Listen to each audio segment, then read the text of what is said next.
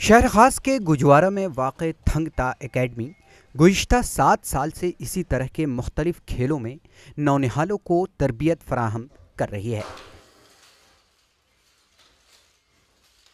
सभी बच्चे आते हैं, मज़े से यहाँ पर सीखते हैं। और यहाँ पर ये जो एकेडमी है ये थंगता मार्शल आर्ट्स की एकेडमी है। यहाँ पर थंगता मार्शल आर्ट्स हम सिखाते हैं। इस एकेडमी में लड़कों के साथ साथ लड़कियों की अच्छी खासी तादाद भी मार्शल आर्ट और किक बॉक्सिंग में तरबियत हासिल कर रही हैं। हमने लड़कियों के लिए यहाँ पर अलग से इंस्ट्रक्टर रखा है। लड़कियाँ आती हैं, छोटी छोटी लड़कियाँ आती हैं, यहाँ पर प्रैक्टिस करती हैं वो, और इंस्ट्रक्टर भी हैं उनकी यहाँ पर, तो वो मज़े से यहाँ पर अलग से शिफ्ट होता है उनका।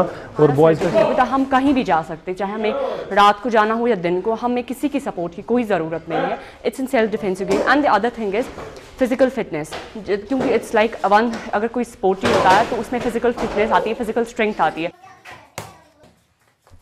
प्रैक्टिस में मशगूल नौजवान कड़ी मेहनत करके अपने आप को मुख्तलिफ मुकाबलों के लिए तैयार कर रहे हैं।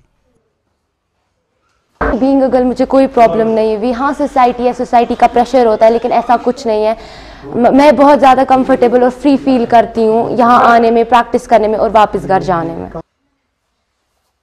उनका मानना है कि इन खेलों से न सिर्फ एक मजबूत शख्सियत परवान चढ़ती है, बल्कि एक ख्वाब को भी शर्मिंदा ताबीर किया जा सकता है। और सबसे बड़ी बात है एक्सपोजर है, बहुत सारी जगहों पे जाने को मिलता है, नेशनल्स, इंटरनेशनल्स। ईटीवी भारत के लिए श्रीनगर से परवेजुद्दीन की रिपोर्ट।